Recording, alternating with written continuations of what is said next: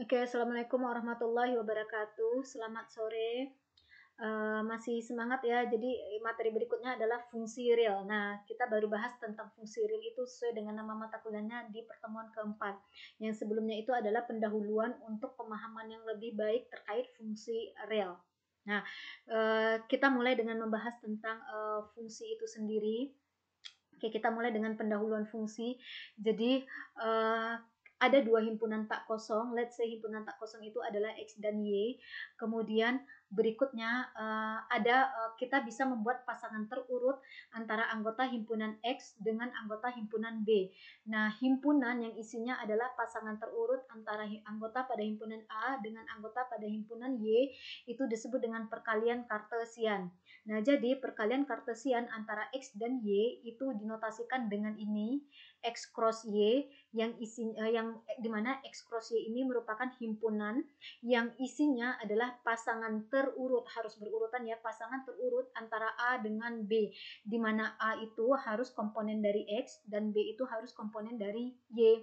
Nah, perkalian Kartesian antara X dan Y itu belum tentu sama dengan perkalian Kartesian antara Y dan X, karena definisi dari perkalian Kartesian itu sendiri, anggota himpunannya adalah pasangan terurut, jadi memang harus berurutan. Kalau kita bicara perkalian Kartesian antara Y cross X, berarti komponen pertamanya berasal dari anggota himpunan Y. Jadi hati-hati.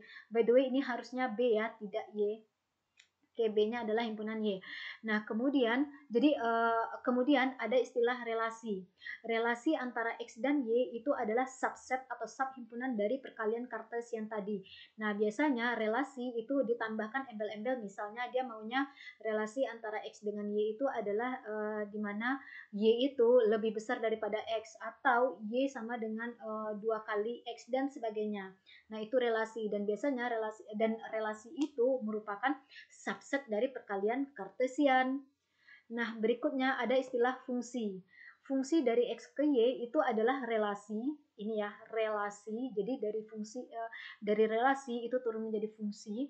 Fungsi dari X ke Y itu adalah relasi, di mana relasi itu ada aturannya. Aturannya khusus sekali, yaitu di mana relasi itu memenuhi kondisi seperti ini. Artinya, untuk setiap X elemen X, jadi kalau kita bicara fungsi dari X ke Y, untuk setiap X kecil, untuk setiap anggota yang ada di himpunan X ini, maka ada satu-satunya Y yang berada di dalam himpunan Y ini, sedemikian sehingga X itu berelasi dengan Y. Nah, itu definisi fungsi. Jadi, bicara tentang fungsi itu mulai dengan adanya dua himpunan tak kosong. Kemudian tahapan berikutnya adalah kita bisa menuliskan perkalian Kartesian atau pasangan terurut antara dua himpunan tak kosong itu. Nah, kemudian kita bisa membuatkan relasi antara dua himpunan tak kosong itu. Kemudian kita bisa membuat relasi dengan kondisi yang seperti ini, sedemikian sehingga antara X dan Y itu terbentuk suatu fungsi. Nah, contohnya nih, misalnya seperti ini, kita punya X anggotanya adalah 1 dan 2, kemudian himpunan Y anggotanya 0, 2, 4. Berarti kan himpunan X dan himpunan Y tidak kosong ya. Nah, kalau kita buatkan perkalian Kartesian antara X ke Y, maka anggotanya adalah ini. Oke. Satu pasangan antara 1 dengan 0, pasangan antara 1 dengan 2, pasangan antara 1 dengan 4. Kemudian pasangan antara 2 dengan 0, pasangan antara 2 dengan 2, pasangan antara 2 dengan 4. Jadi perkalian Kartesian itu adalah semua pasangan yang mungkin bisa dibuat antara anggota pada himpunan X dengan anggota pada himpunan Y.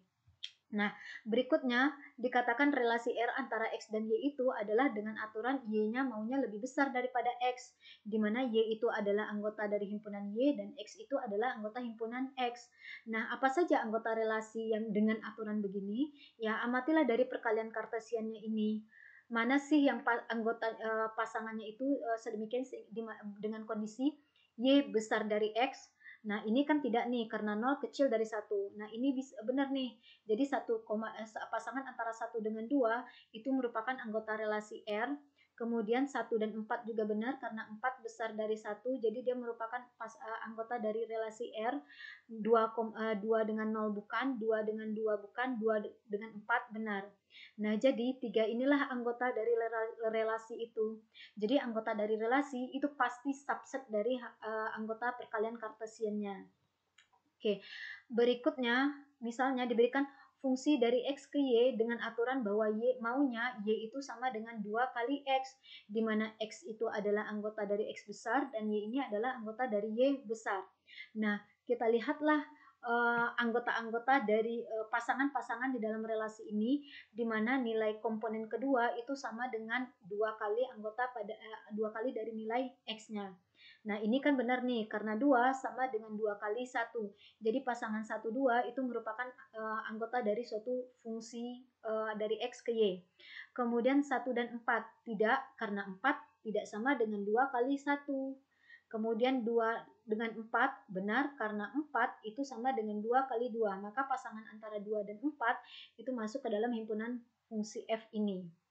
Nah, dan yang perlu diperhatikan lagi adalah benar nggak sih ini setiap anggota di dalam X berpasangan dengan satu saja anggota di himpunan Y, karena itulah definisi fungsi. Kalau kita lihat di sini, satu berpasangan dengan dua, dua berpasangan dengan empat, berarti hanya itu saja anggota fungsi. Dan kita lihat bahwa pasangan dari satu hanya satu buah, yaitu dua. Pasangan dari dua hanya satu buah, yaitu 4. Kemudian semua anggota dalam himpunan X selalu punya pasangan. Nah, itu dia syarat dari suatu fungsi. Ini kan 1 dan 2 ya, anggota dari himpunan X. Dan benar, dia sudah punya pasangan. Dan pasangannya hanya 1. Nah, berikutnya definisi fungsi. Let's say kita mengatakan F adalah suatu fungsi dari himpunan tak kosong X ke himpunan tak kosong Y. Ada banyak buku yang menuliskan definisi dari fungsi, artinya pastinya sama, namun dengan bahasa yang berbeda-beda. Kita lihat, ada buku yang menulisnya seperti ini, artinya adalah untuk setiap X anggota dari himpunan tak kosong X ini, maka ada satu buah Y saja, sedemikian sehingga X tadi berelasi dengan Y. Artinya, setiap X atau setiap anggota dalam himpunan X ini harus punya pasangan, dan pasangannya hanya satu buah Y saja. Nah, itu arti dari ini. Sama saja sih, ada juga buku yang menuliskan begini. Fungsi dari X ke Y adalah aturan yang menghubungkan setiap anggota di X dengan tepat satu saja anggota di Y. Nah, sama aja sih dengan ini. Nah, ada juga buku yang menulisnya seperti ini. Jika X berelasi dengan Y1 melalui suatu relasi yang dinotasikan dengan F, dan X tadi juga berelasi dengan Y2 melalui suatu relasi yang dinotasikan dengan F, maka Y1 harus sama dengan Y2 untuk mengatakan F ini adalah suatu fungsi, di mana X kecil ini adalah anggota himpunan X besar, dan Y1 dan Y2 ini adalah anggota dari Y besar. Namun pastinya Y1 harus sama dengan Y2, barulah bisa dikatakan F itu suatu fungsi. Ini menunjukkan bahwa pasangan dari X itu hanya boleh satu buah. Nah, berikutnya ada lagi beberapa buku yang menuliskan dengan bahasa seperti ini, dengan ilustrasi bahwa F itu dinyatakan sebagai suatu mesin, kemudian inputnya itu adalah suatu X, jadi semua X yang ada di dalam X besar ini harus bisa masuk ke dalam mesin ini. Nah, kemudian ketika X anggota dari X besar ini dimasukkan ke dalam mesin ini, harus selalu ada setiap memasukkan X harus ada outputnya. Nah, output dari setiap memasukkan X itu hanya boleh satu buah saja. Nah, ada juga buku yang mengilustrasikan seperti itu. Nah, kemudian ada beberapa istilah pada fungsi. Yang pertama adalah mungkin ada pernah melihat notasi ini. Artinya ini adalah X dikaitkan dengan Fx, di mana Fx itu merupakan anggota dari himpunan Y ini. Nah, itu artinya. Kemudian Y sama dengan Fx. Ini notasi ini artinya adalah Y, anggota dari Y besar ini, berhubungan dengan X melalui operasi pada atau aturan pada F ini. Nah, Y sama dengan Fx dikatakan juga nilai fungsi dari F pada X itu adalah Y. Jadi Y itu berhubungan dengan X melalui F ini. Kemudian istilah berikutnya adalah ada domain, ada kodomain.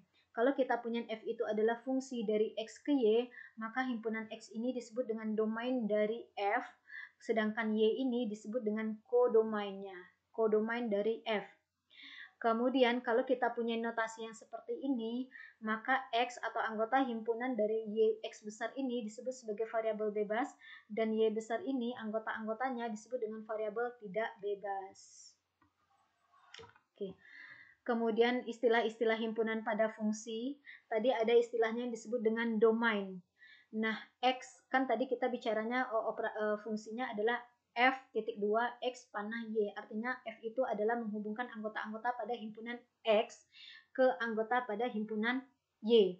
Nah, X itu merupakan domain dari fungsi F, atau ditulis juga X sama dengan domain dari F. Tapi domain menjadi sesuatu hal yang sangat penting sekali dibicarakan ketika bicara fungsi.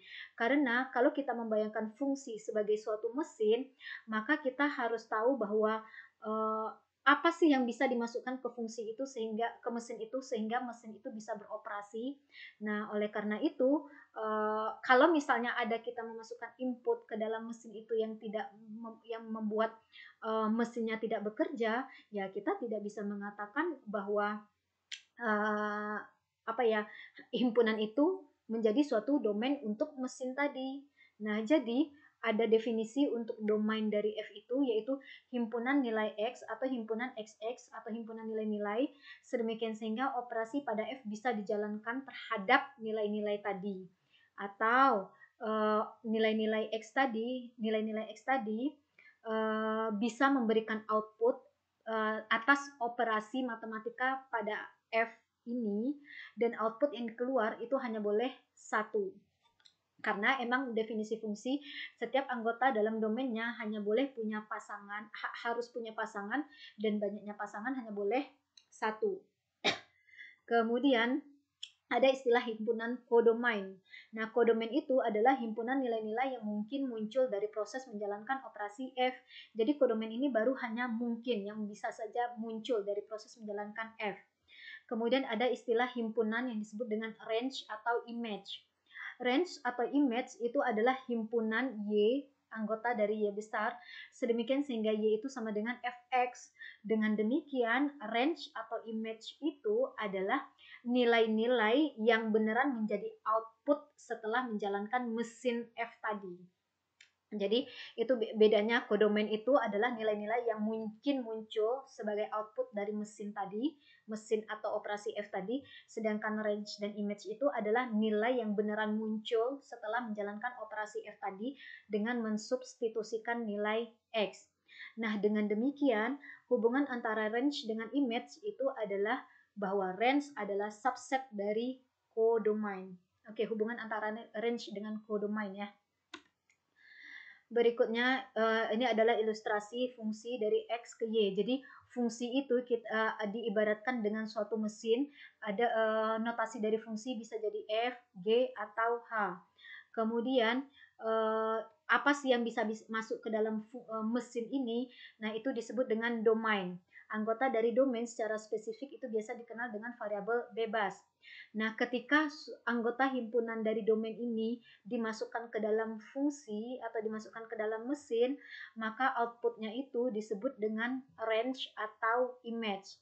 Nah, anggota himpunan dari range atau image itu biasa juga disebut sebagai nilai fungsi, atau biasa disebut juga dengan variabel tidak bebas. Nah, dinotasikan biasanya dengan Y kecil. Sedemikian sehingga kita punya Y sama dengan Fx. Nah, untuk diketahui bahwa anggota dari range atau image ini kenapa sih disebut dengan variabel tidak bebas? Karena nilai fungsi itu atau anggota-anggota dari range atau image ini itu tergantung pada bagaimana bentuk mesinnya, atau bagaimana bentuk mesinnya, bagaimana kegunaan mesinnya, atau bagaimana operasi matematika pada F tersebut. Nah, tergantung pula pada inputnya, yaitu tergantung pada X yang dimasukkan ke dalam mesin tadi. Nah, makanya dikatakan variabel tidak anggota dari range atau image itu adalah variabel tidak bebas, karena emang dia tidak boleh karena memang nilainya itu muncul setelah melalui suatu perhitungan matematis. Nah, berikutnya adalah fungsi real. Nah, fungsi real itu adalah kalau domainnya itu adalah suatu himpunan X yang merupakan subset atau berasal dari anggota himpunan bilangan real.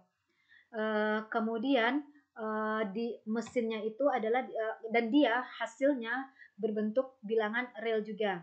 Nah, fungsi yang menghubungkan X, di mana X itu adalah subset dari bilangan real, kemudian hasil relasinya atau outputnya adalah semua bilangan real juga, itulah yang disebut dengan fungsi real. Nah, ini yang kita bahas. Jadi fungsi real itu adalah fungsi di mana domainnya adalah subset dari bilangan real, atau bisa jadi semua bilangan real itu juga saja, dan outputnya harus berupa outputnya adalah bilangan real.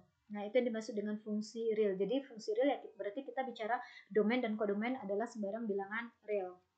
Nah, berikutnya adalah ini adalah ilustrasi terkait fungsi untuk pemahaman lebih lanjut. Let's say kita punya diagram Venn seperti ini. Ini anggota himpunan X dan ini adalah anggota himpunan Y. Nah, di sini kalau kita lihat semua anggota dari himpunan X masing-masingnya punya pasangan. Pasangan dari satu yaitu A, pasangan dari dua yaitu A, pasangan dari tiga yaitu C. Anyway, semua anggota di sini punya pasangan dan masing-masing anggota ini pasangannya hanya satu, yaitu satu hanya ke A.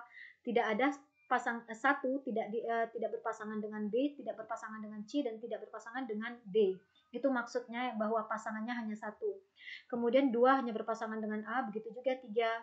Nah, dengan demikian hubungan yang seperti ini dikatakan sebagai fungsi, walaupun ada anggota di himpunan Y yang ternyata tidak mendapat pasangan dari himpunan X. Nah, dari sini kalau kita tuliskan bicara tentang nilai fungsinya, biasa ditulis seperti ini. F1 sama dengan A, artinya 1 itu dipasangkan dengan A. F2 sama dengan A, artinya 2 itu berpasangan dengan A. Kemudian untuk 3 berpasangan dengan C, itu ditulis dengan F3 sama dengan C. Nah, semua anggota dalam himpunan X dikatakan sebagai domain, yaitu 1, 2, 3. Kemudian himpunan Y ini seluruh anggotanya merupakan kodomain. Jadi kodomain dari F itu adalah A, B, C, D ini, di mana kodomain itu adalah nilai-nilai yang muncul, yang mungkin muncul dari menjalankan F ini. Nah, range itu adalah nilai yang sebenarnya muncul sebagai pasangan dari anggota himpunan X. Nah, yang beneran muncul itu menjadi pasangan dari X itu kan hanya A dan C. Jadi range atau image dari F itu isinya adalah hanya A dan C saja. Oke, berikutnya ini bukan fungsi. Kenapa? Karena ada loh anggota satu ini satu. Ada loh anggota dari himpunan X yang ternyata tidak punya pasangan atau dia tidak memiliki output. Maka dikatakan ini relasi yang seperti ini bukan fungsi, bukan masalah di sininya tapi masalah di satu yang di sini. Kemudian ini juga bukan fungsi. Karena apa? Karena satu di sini punya pasang output lebih dari satu. Satu outputnya A dan satu di sini outputnya C. Jadi dia memiliki pasangan lebih dari satu. Dengan demikian dia bukan fungsi. Oke, berikutnya. Apakah ini suatu fungsi? Nah, ini jadi pertanyaan di post-test nantinya. Coba difikirkan apakah ini suatu fungsi atau tidak. Perhatikan pasangan untuk setiap X-nya. Kemudian, apakah ini suatu fungsi? Perhatikan juga nilai X, pasangan untuk X-nya. Kemudian, apakah ini merupakan suatu fungsi?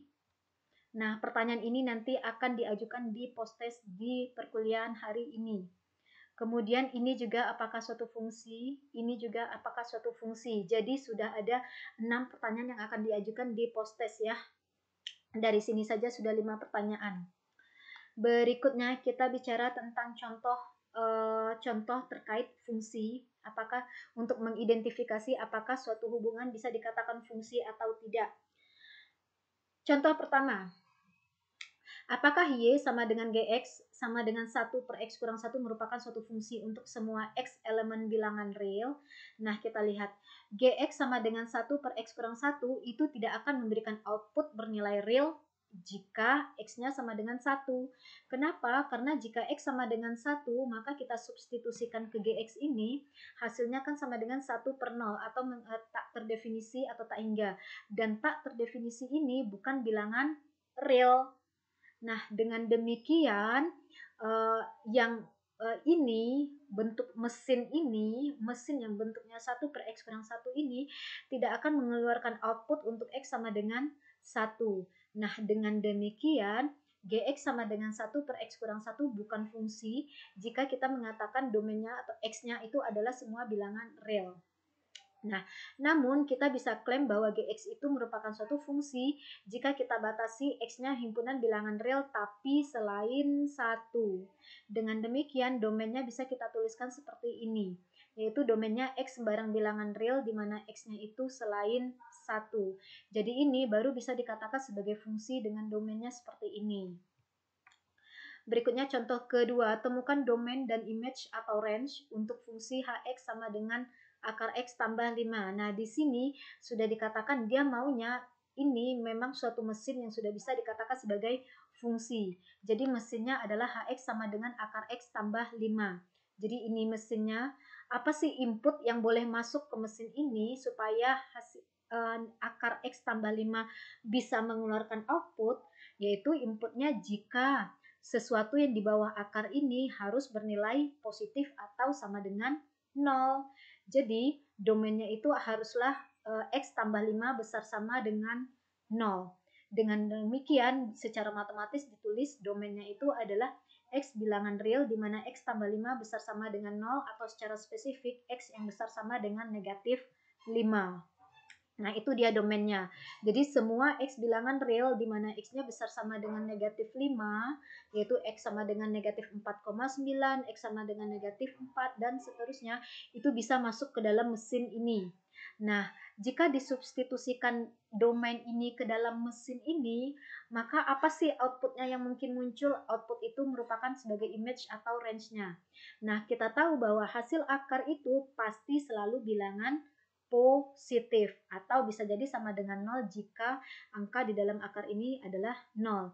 Dengan demikian image-nya itu adalah Y elemen bilangan real di mana Y-nya itu bernilai positif atau 0. Contoh kedua, temukan domain atau image atau range untuk fungsi akar X kurang 4 per 2X kurang 9. Nah, ini sebagai mesinnya. Jadi mesinnya itu adalah akar dari X kurang 4 per 2X kurang 9.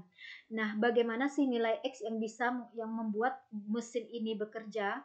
Yang jelas yang pertama, yang di bawah akar ini atau X kurang 4 itu harus besar sama dengan 0. Itu yang pertama. Yang kedua, penyebutnya tidak boleh bernilai 0. Dengan kata lain, 2X kurang 9 tidak boleh sama dengan 0. Nah, itu dia. Mesin ini baru bisa bekerja jika X kurang 4 besar sama dengan 0 dan jika 2X kurang 4-nya tidak sama dengan 0. Dengan demikian, ini dinyatakan sebagai domain dari fungsi M ini. Secara spesifik, kalau pertidaksamaan ini diselesaikan, maka domainnya adalah X yang lebih besar sama dengan 4 dan X yang tidak sama dengan 9 per 2. Nah, yang X besar sama dengan 4 ini akan membuat X kurang 4-nya bernilai positif atau 0, sehingga hasil akarnya bisa ditemukan atau merupakan bilangan real. Kemudian X yang tidak sama dengan 9 per 2 itu membuat penyebut ini tidak bernilai 0. Kalau penyebut bernilai 0 kan hasil baginya tak hingga ya atau tak terdefinisi. Oke, berikutnya apa sih output dari mesin ini ketika nilai X pada domain ini dimasukkan ke dalam mesin ini? Nah, outputnya adalah semua bilangan real, bisa negatif, bisa positif. Karena kan yang ini bisa menghasilkan bilangan negatif nih. Positif bagi negatif, walaupun di penyebutnya pasti positif, tapi walaupun di pembilangnya pasti positif, tapi penyebutnya bisa jadi negatif. Nah, dengan demikian positif bagi negatif kan negatif. Jadi image-nya atau range-nya itu adalah semua bilangan real, bisa jadi negatif, bisa jadi positif, dan bisa juga 0 kalau X-nya sama dengan 4. Berikutnya, temukan domain dan image atau range untuk fungsi polinomial ini. Oke, nah ini menjadi pertanyaan berikutnya saat post-test. Kita tahu bahwa ini adalah bentuk umum dari fungsi polinomial, di mana variabelnya semuanya berpangkat bilangan bulat positif.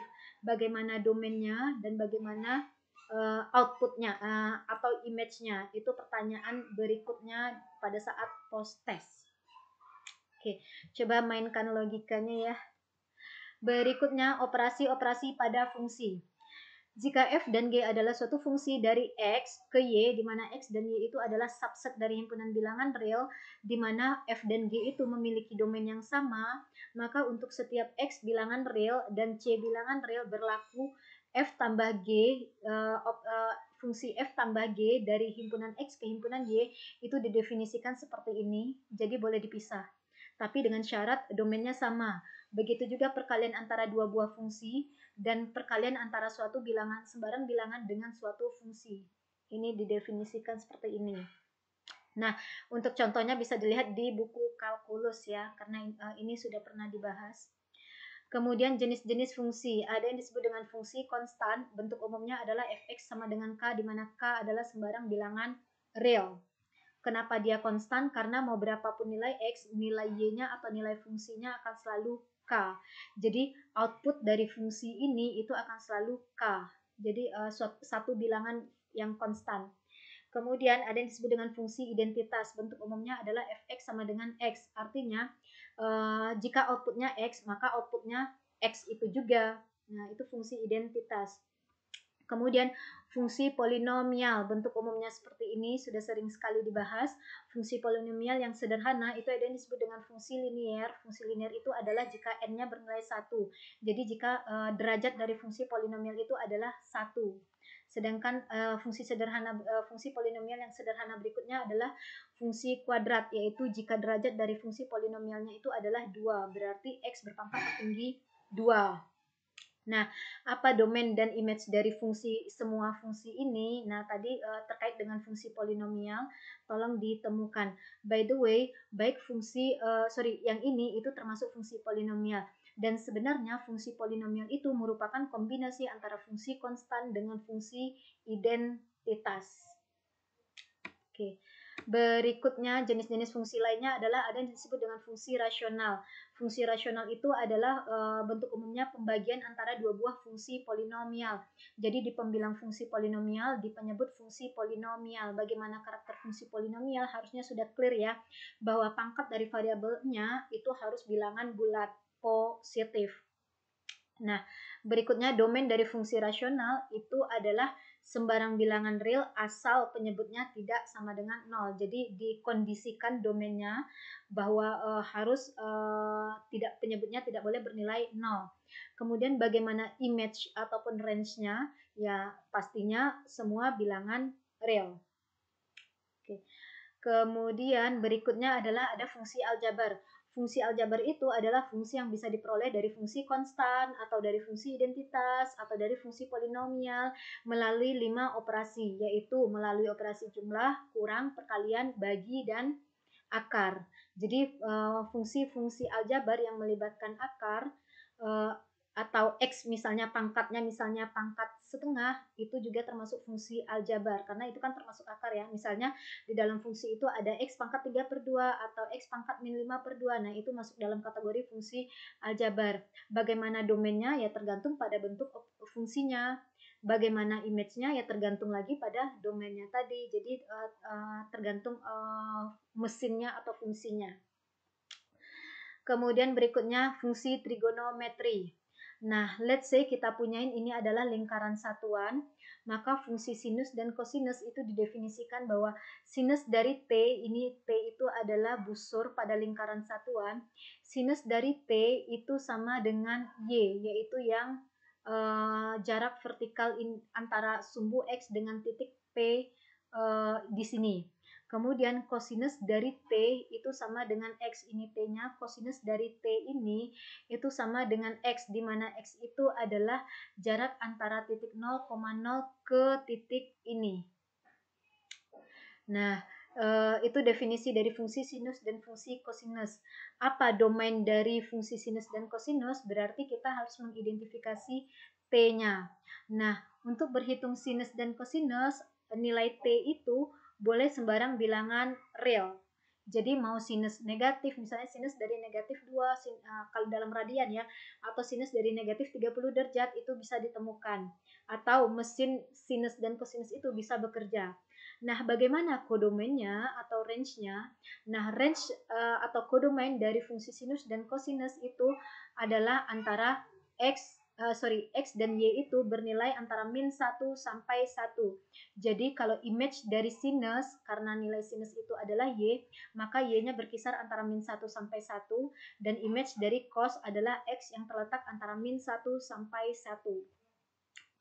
Kemudian ada fungsi logaritma asli, yaitu ln X. Ln X itu didefinisikan sama dengan integral dari 1 per R, di mana R itu dari 1 sampai X, di mana dengan syarat X-nya itu harus bilangan real positif. Jadi domainnya itu adalah X bilangan real positif. Kemudian image-nya apa? Image dari fungsi ln itu semua bilangan real. Jadi bisa jadi hasil output dari fungsi ini itu berbentuk bilangan real negatif ataupun real positif. Jadi image-nya itu adalah nilai ln yang hasilnya itu adalah bernilai sembarang bilangan real, baik negatif atau positif. Tapi domainnya harus bilangan real positif. Berikutnya fungsi eksponensial asli. Bentuk umumnya adalah Y sama dengan eksponen pangkat X, di mana E itu adalah anggota bilangan real. Sedemikian sehingga ln E itu sama dengan 1. Nah, domain dari fungsi ini atau pangkat untuk eksponen ini boleh saja sembarang bilangan real, baik bilangan real negatif ataupun 0 atau sembarang bilangan real positif. By the way, untuk diketahui E itu kan nilainya 2,73 bla bla bla ya. Nah, pangkat untuk eksponen ini sembarang bilangan real karena untuk semua bilangan real maka eksponen pangkat X ini bisa bekerja mesinnya. Jadi domainnya adalah semua bilangan real dan outputnya, namun outputnya pasti selalu bilangan real positif. Jadi E pangkat berapapun, baik pangkat negatif atau pangkat positif, pasti selalu bernilai positif. Misalnya E pangkat 1 ya sama dengan E. E itu nilainya 2,7 dan seterusnya. Itu kan bilangan real positif tuh. E pangkat 3 bisa dihitung di kalkulator pasti positif. Kemudian E pangkat negatif 3. Itu jangan difikirkan hasilnya adalah bilangan negatif. Bukan.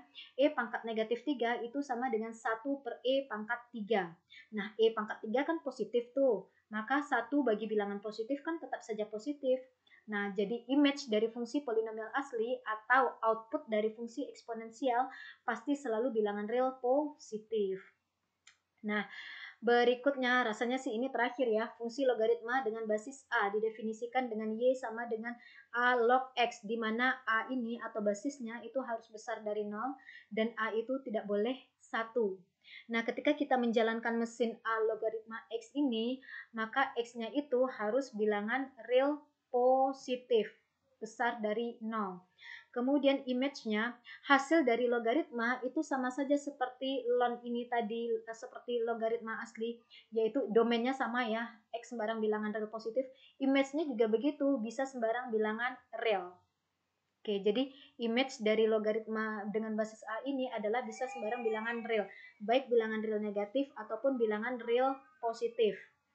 Nah, demikian tentang fungsi itu baru pendahulu itu bisa dikatakan apa ya, definisi fungsi, beberapa contoh fungsi, kemudian jenis-jenis fungsi, kemudian kita bicara tentang domain dan kodomain. Bicara domain itu sangat penting sekali dibicarakan dan penting sekali dikuasai karena